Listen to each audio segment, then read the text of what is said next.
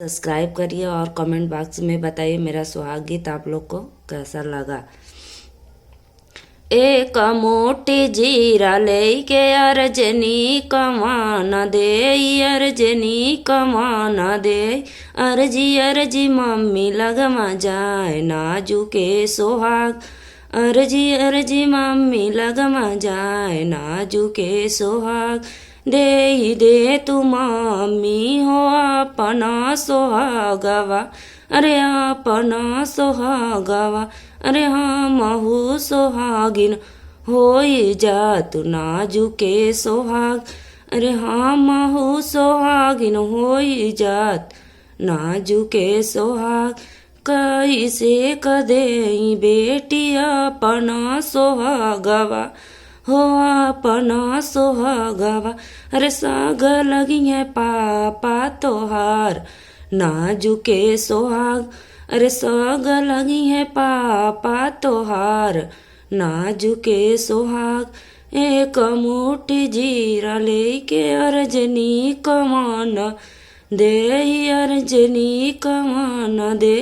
अर्जी अर्जी चाची लगमा जाए नाजुके सोहाग, अरे अर्जी अर्जी चाची लगमा जाए नाजुके सोहाग, दे तू चाची हो अपना सोहागवा,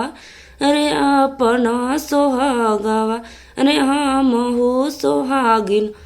होई जात नाजुके सोहाग, अरे हम हो सोहागिन होई जात नाजुके सोहाग, कैसे कदे बेटी अपना सोहागवा हो अपना सोहागवा, अरे साग लगी है चाचा तोहार नाजुके सोहाग, अरे साग लगी है चाचा तोहार नाजुके सोहाग,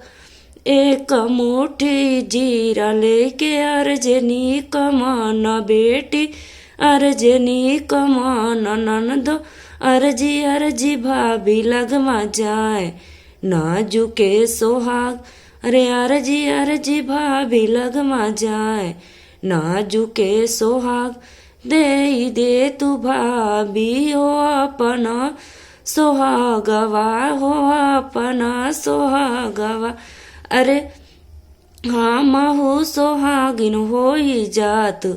नाजुके सोहाग, अरे हम हो सोहागिन होई जात नाजुके सोहाग, कैसे कदे ननदया अपना सोहागवा हो अपना सोहागवा, अरे साग लगी है भैया तोहार नाजुके सोहाग, अरे साग लगी है भैया तोहार नाजुके सोहाग। हेलो दोस्त, जय माता जी। मेरे वीडियो को लाइक सब्सक्राइब करना।